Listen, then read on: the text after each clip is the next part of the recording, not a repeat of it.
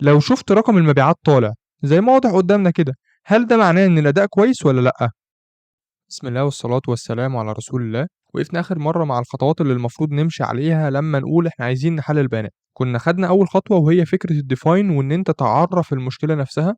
النهاردة إن شاء الله هنخش على الخطوة التانية وهنبدأ نعمل حاجة اسمها disassemble، نقسم المشكلة الكبيرة لمشاكل صغيرة. لو أنا قلت لك إن في شركة ممكن تخسر ملايين، مش عشان المنتج وحش، لأ، علشان قرار واحد اتاخد بدون داتا، اتاخد بالإحساس. السؤال بقى، أنت بتاخد قراراتك بناءً على أساس إيه؟ داتا والّا إحساس؟ ما إحنا عايزين نعرف الأول يعني إيه قرار بناءً على الإحساس. تعالَ أدّيك مثال يوضّح لك الفكرة أكتر. لمّا المدير جه قال لنا إحنا عايزين نزوّد المبيعات، جه قام رافع إيده كده على طول الراجل الماركتير الجميل ده وراح قال لك إيه، إحنا نزوّد الإعلانات عشان خاطر نزوّد المبيعات. راح جه الراجل التاني الجميل بتاع الsales راح قال لك إيه، لا يا باشا إحنا نعمل discount، نعمل discount على المنتجات عشان خاطر نقدر نغري الناس ونزوّد المبيعات. السؤال هنا، هل الراجل بتاع الماركتينج ده أو الراجل بتاع السيلز ده بناءً على إيه ده قال أنا عايز أعمل ديسكاونت، وبناءً على إيه الراجل التاني ده قال أنا عايز أزوّد إعلانات؟ هنا بقى ده اللي أنا باكلمك عليه، فكرة إن أنت تاخد قرارات بناءً على تخمين. كتير من الناس فاكرة إنهم بيحللوا بيانات وهم في الحقيقة بيقولوا رأيهم. أنا مش عايز رأيك، أنا عايز تبقى حاجة مبنية على بيانات. طب محلل البيانات اللي كان قاعد كان إيه؟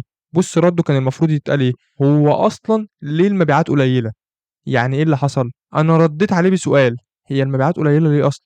يبقى أنا الأول محتاج أفهم هي ليه المبيعات قليلة أصلًا؟ ساعات مش أنا باسأله السؤال ده، ساعات أنا كدوري كمحلل بيانات إن أنا بابقى معايا الdata أو باطلب الdata اللي تساعدني إن أنا أجاوب على السؤال ده، وده بالضبط اللي ظهر في المثال اللي في الكتاب.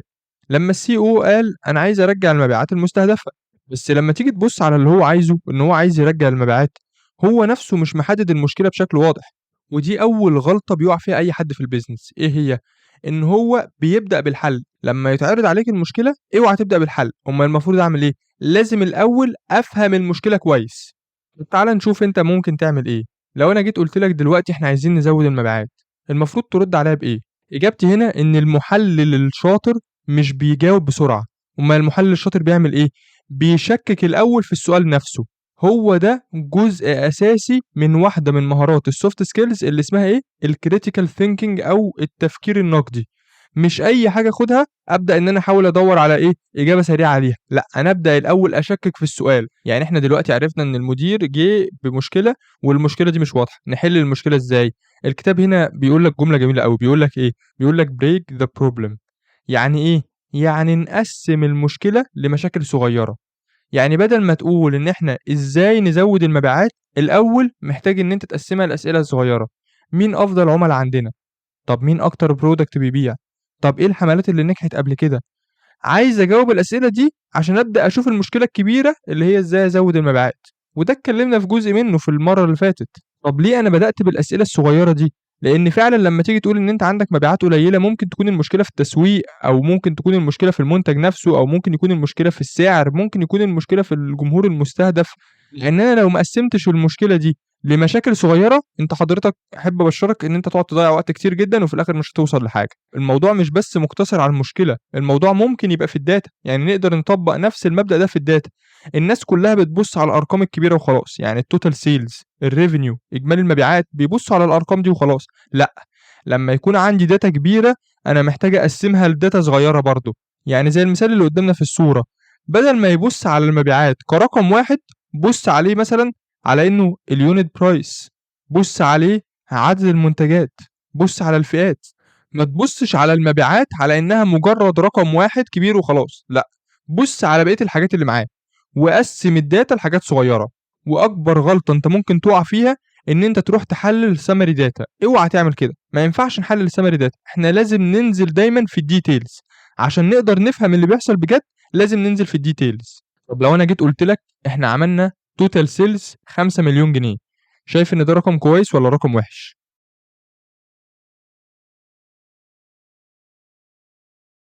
لو أنت كنت جاوبتني بإن الرقم ده كويس أو وِحِش، راجع نفْسك تاني. ليه؟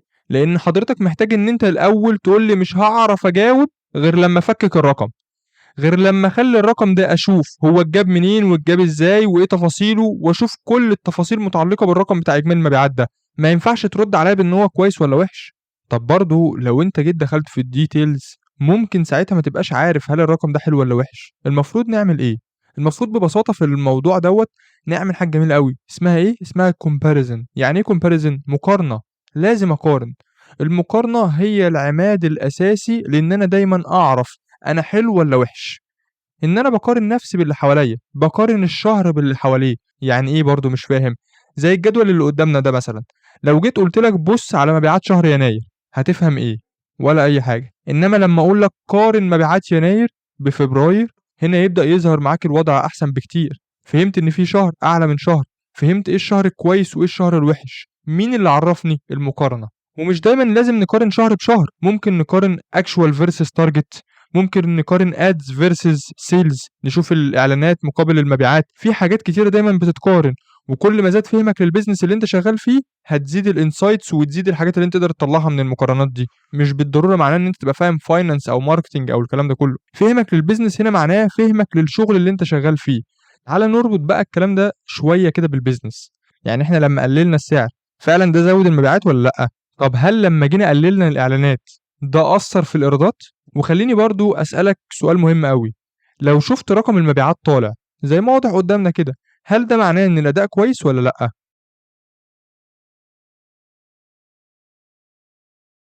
لو أنت من الناس اللي جاوبتني آه كويس أو آه وِحِش، اوعى تعمل كده تاني. ليه؟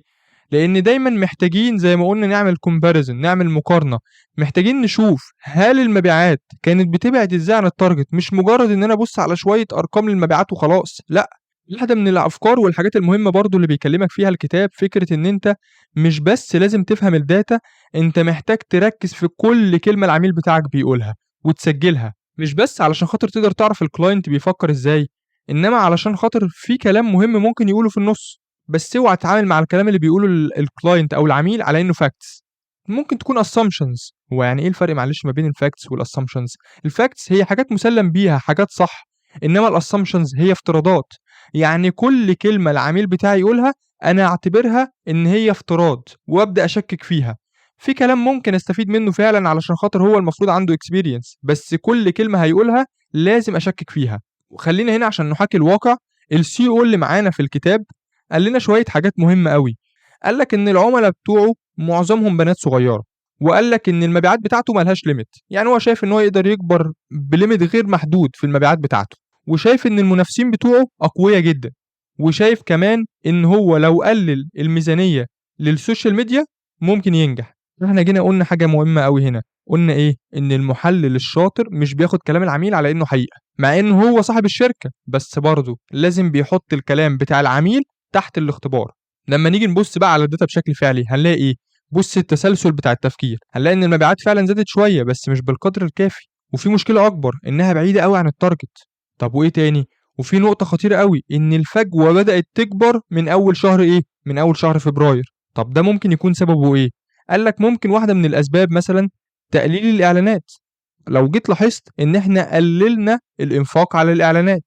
طب ممكن إيه تاني؟ واحدة من الحاجات اللي واضحة أوي قدّامنا إن إحنا لمّا جينا قلّلنا السعر، واضح أوي إن الكلام ده ما جابش نتيجة. كل دي معلومات أنا قاعد عمّال أجيبها من الجدول.